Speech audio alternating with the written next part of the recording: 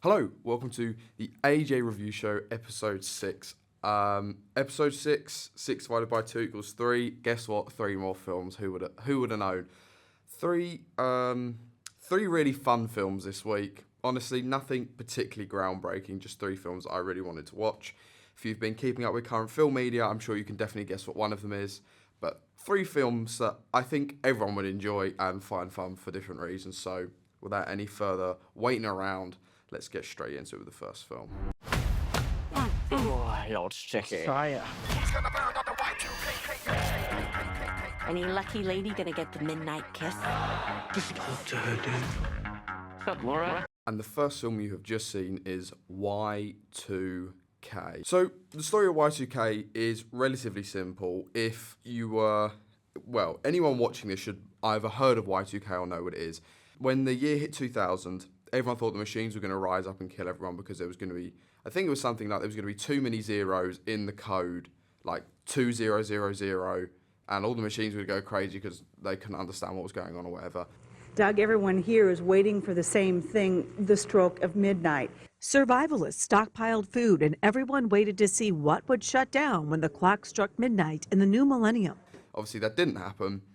Y2K, however, produced by A24, holla, is what if the machines did rise up? What if Y2K actually happened? What if everything went terribly wrong? So the plot follows 2 best friends from high school who they spend all their time together, they're best bros, and they're intending to spend their New Year's Eve just playing video games and talking about girls from their class that they like. So 2 best friends are Danny and Eli. So Danny is played by Julian Dennison, who, if you've seen Deadpool 2, he's Fire Fist, and if you've seen Hunt for the Wilder People, he's like the main kid in that. Hunt for the Wilder People, actually, very, very good film. And Eli is played by Jaden Martell, who you definitely recognise if you've seen the first It film, and he's also in Knives Out, but I actually personally can't place him in Knives Out, but he's one of the main kids in It. So the 2 of them, they're going to spend the whole night by themselves, but they go to the local store where they run into Laura, played by Rachel Ziegler, who you will definitely know at the moment for the controversial film Snow White. She's also in West Side Story and was the girl from Ballad of Songbirds and Snakes, but her name is escaping me. So anyway, they run into Laura at the shop, and then they decide to follow her to like the big high school 2000s New Year's Eve party. They decide, okay, we're not gonna be losers.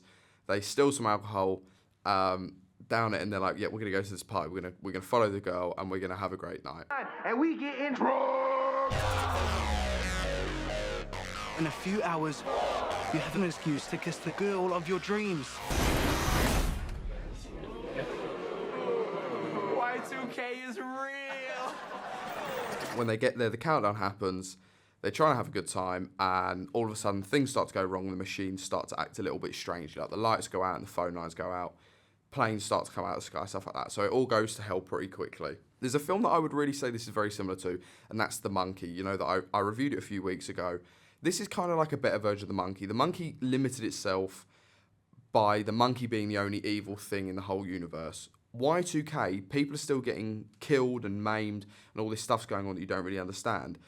But they can do it in a lot more ways because they haven't just limited themselves to one idea like The Monkey had. Obviously, The Monkey, the film is about the monkey. But there's a lot more creativity that can go into the film. There's a lot more, I would say, interesting deaths, and I would say there's a bit more story. So it's very similar to The Monkey in that. It was directed by Kyle Mooney. He also did Zoolander 2. Pretty sure I've seen maybe half of Zoolander 2. It was unwatchable. I remember enjoying the first Zoolander just about enough. I remember trying to watch the second Zoolander, and it was just absolutely atrocious. So I probably, if I'd known that, I might have been more wary of this film. But I think he actually does a really good job here. They really lean into the cheesiness of the 90s. Well, what we consider now the cheesiness of the 90s and the early 2000s. You know, the sort of blockbuster era, people walking around with huge cameras, and all the sort of like cliques that they have at high school. They're all represented really nicely in the film, and it's kind of like a love letter to the 90s and early 2000s. I mean, if you showed this to someone in 10 years, and they were like the age of 15 roughly, I don't think they would really be able to understand or comprehend what life was like in the 90s. Like, life is so different now, but in 10 years' time, this film is going to look like a total relic, you know. But it is a love letter, you know.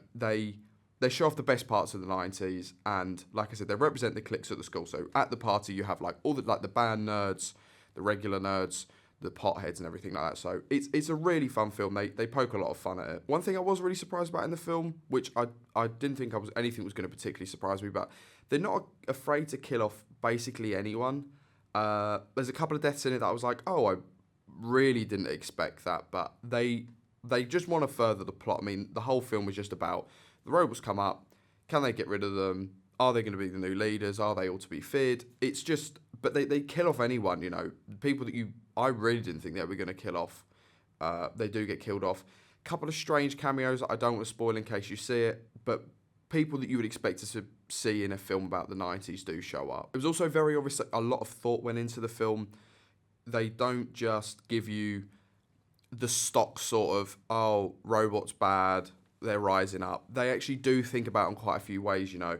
You get to see a different couple of sides of the robots as well when everything rises up. It's also not just like, oh, the microwave has gone bad, now we can't make popcorn. It's also like the microwave's teamed up with the toaster and the Hoover, and now they're firing like burning hot toast at us. It's not, I mean, I don't think that directly happens, but you get what I mean. There's a lot of creativity gone into the film. I think there's a lot of thought gone into the film. Someone's on the net. Dumbass. I use gel.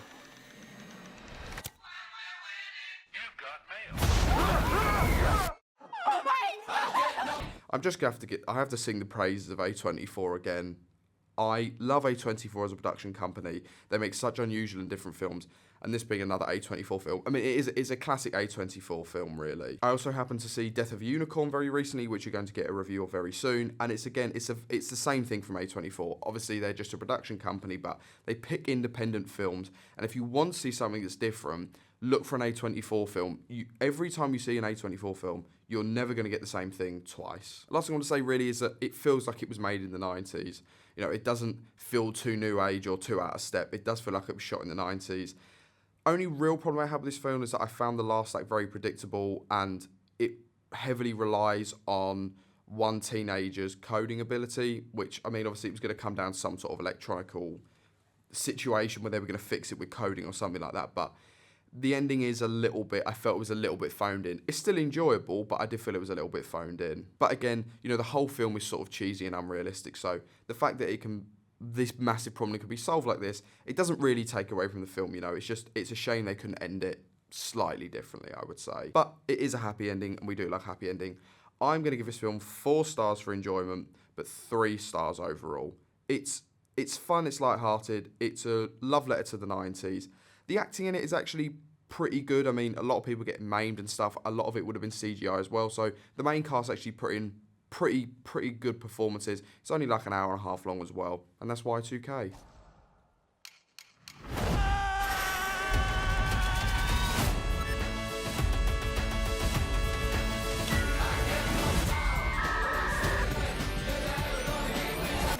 I get knocked down, but I get up again. And on to our next film. Diver 2 is on bailouts. I will come back for you. Make sure I'm born. And that was Last Breath. So, Last Breath, I actually only saw one trailer for, and it would have gone completely out of my mind if someone else hadn't pushed me to go and see the film. I am very, very pleased I saw the film.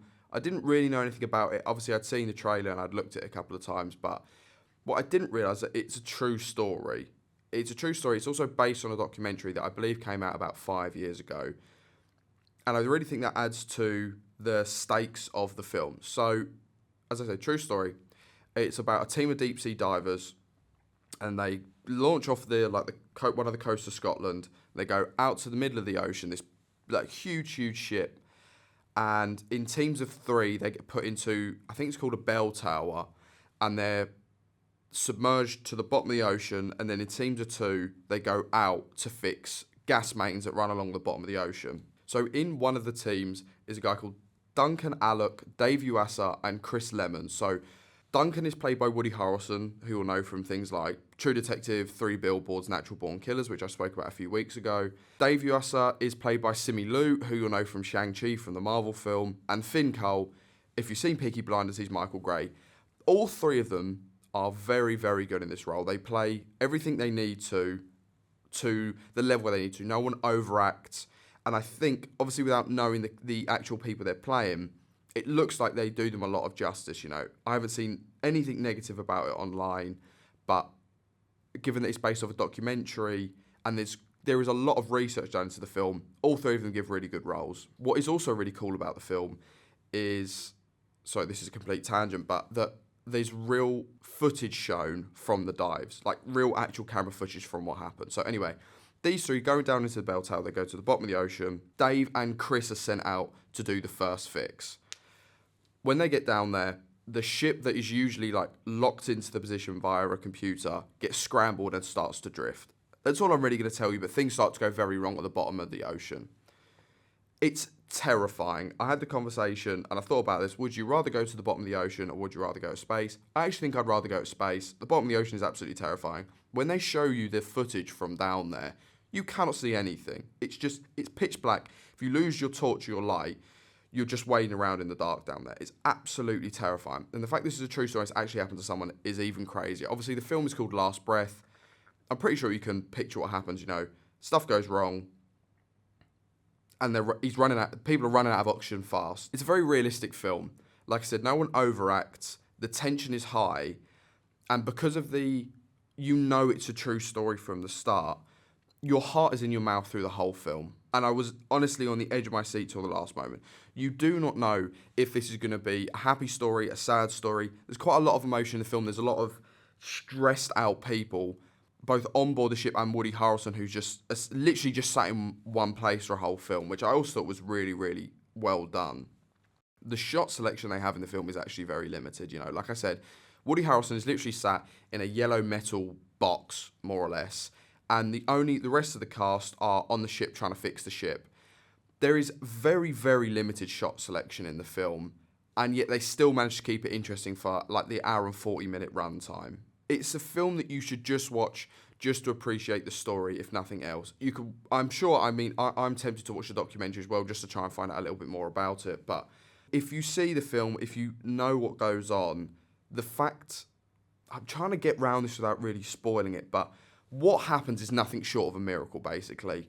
And it's so worth watching. If you're scared of the ocean, this is not going to help you at all.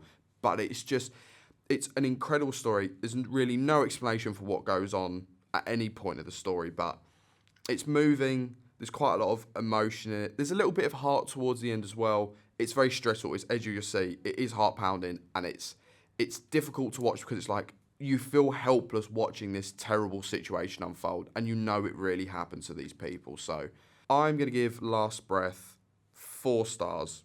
I really, really enjoyed it. I think you would too. I think it's not been particularly well reviewed. I don't really understand why. Performances are good. Story's good. I don't see what you could dislike about this film. And that's Last Breath. Chris! Diver! Where are you? And on to our final film. Minecraft trailer, take 2. I am Steve. As a child, I yearned for the mines, but something always got in the way. Go on! Get out of here! And the last film is Minecraft. So I had been looking forward to seeing this for a very long time. Minecraft is and always has been my favourite game ever. Closely followed up by Portal, but I don't see them making a game of that anytime soon. But Minecraft is a generational game. It is arguably the most famous game of all time. Everybody loves it. Everybody knows it. People were very disappointed when the trailers first dropped and we got to see, you know, like the main cast like Jack Black and Jason Momoa were just real people put into the Minecraft world. I thought they were going to maybe try and do something more similar to what Mario did with sort of half real, half animated, but they stuck with their decision. I'm not mad for it, I have to say. The amount of CGI they have to use in the film is very obvious. Obviously, there's no other way they were going to do this without it being completely animated or completely CGI. But there are quite a few scenes where it's obvious they are just in a green screen or laying on a green screen box or something like that, and the world is being generated around them. And it does pull away a little bit from the reality of the film, but equally, they do explain why the reality is different. So it's not like you're just sprung into it straight away and trying to figure out, well, this doesn't make any sense. Why is there the humans in the Minecraft world and vice versa? So it does get explained. Like I said, I think a lot of people were disappointed.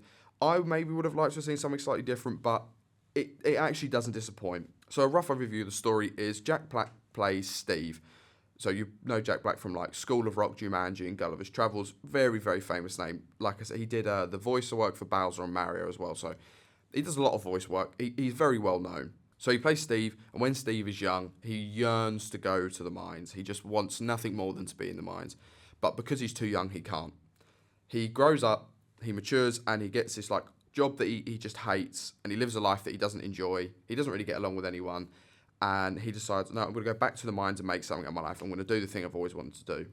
So he goes back to the mines, and he's mining away, and he finds this like magical cube, which doesn't exist in the world of Minecraft, but at this point we're still in the real world, so I guess I had to come up with something. He finds a magical cube, he puts these two things together, a portal opens, and he goes through the portal. Without spoiling too much of it, several years later, 4 other people also find their way through the portal. And that is basically like the first act of the film, is the other people getting through the portal to join the world of Minecraft. You get to see a lot of creativity in the film. I mean, obviously, a lot of Minecraft is the term is very literal. You mine and you craft, and you get to see a lot of both. You know, well, no, that's not true. You don't get to see much mining, but you do get to see quite a lot of crafting, and I really enjoyed that. You know, you get to see stuff that Steve has built before they get there. As long as what you imagine can be built out of blocks. And that is kind of what Minecraft is. Like, you do the main quest and you just start building stuff, and you start watching YouTube videos to like build like landmarks and things like that. So that does get represented in the film. I do actually think the world of Minecraft gets represented really well in the film. I think that was what a lot of people were worried about. One other thing that people are definitely annoyed about, or I'm definitely annoyed about, and I think I speak for the whole Minecraft community, is there are things that happen in the film that just do not happen in the game. Obviously, they had to make a plot out of somewhere, and I don't really have a problem with as far as the plot goes because I actually quite enjoyed it. I think the plot sets up quite nicely for a trilogy, which I genuinely would watch. But there are things that happen in the film that you just can't do in Minecraft. Like, there's a double bucket that you can't make. There's ghasts that carry the piglins underneath them in a basket. That doesn't exist in the game either. I mean, I would hope that they would be looking into adding these things into the game because I think people would love to see them. But it doesn't help them in trying to convince and bring the audience round if they're just throwing things in that just you can't do in Minecraft or that don't exist in Minecraft. So if they had them in the future, that'd be great. But I do think it, for the real Minecraft fans, who, let's face it, are the only people that's going to watch this film, no one else is going to go and watch Minecraft unless they know what Minecraft is or they enjoy Minecraft. Except for, I assume, a few parents, but even they would know what Minecraft is.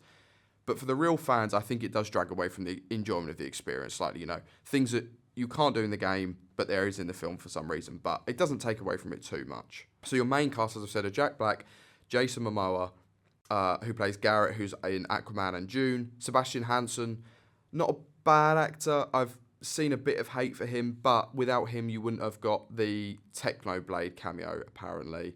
If you don't know who Technoblade is, he was a huge Minecraft YouTuber who unfortunately died quite a few years back now. But he gets a really lovely cameo. There is actually a few YouTuber cameos in it, but we have Sebastian Hansen to thank for that.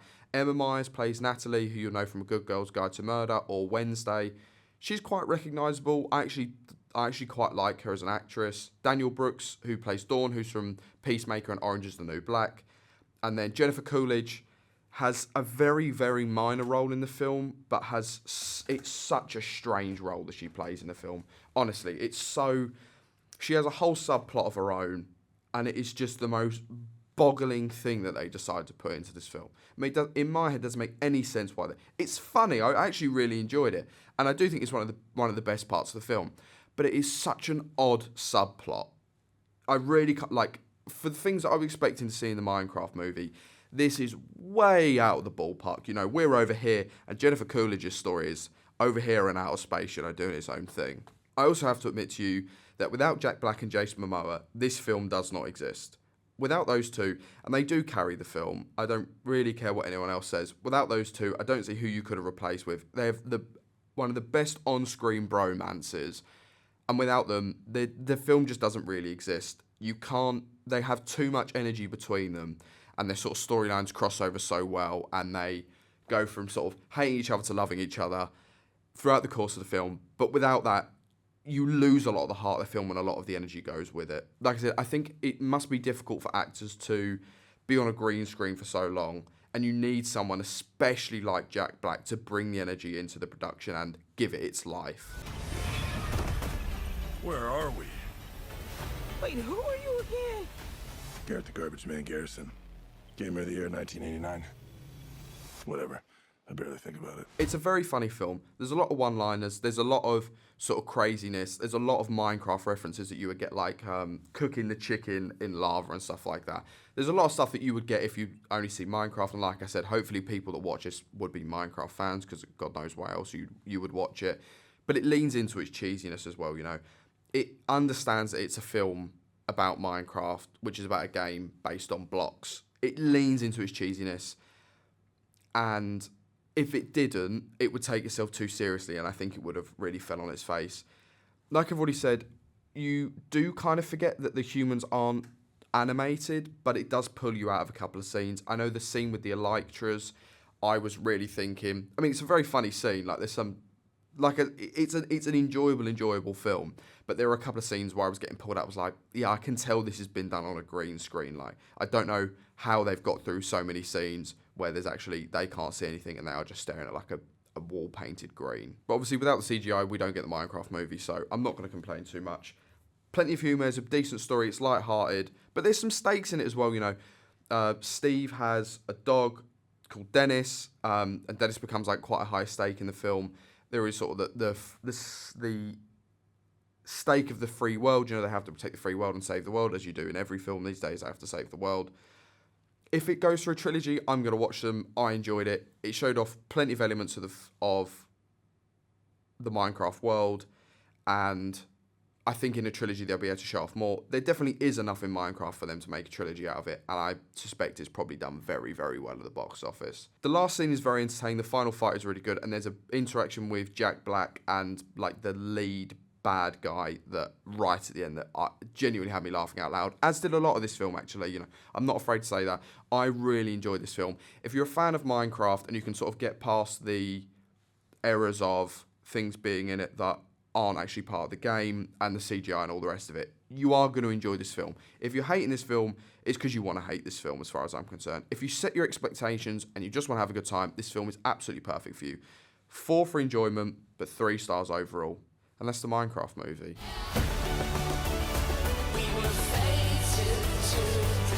Oh yeah, What's this junk? an ender pearl. Teleports you to wherever you throw it. Yeah, right. And that was the only one I had. No biggie. Well, there we have it.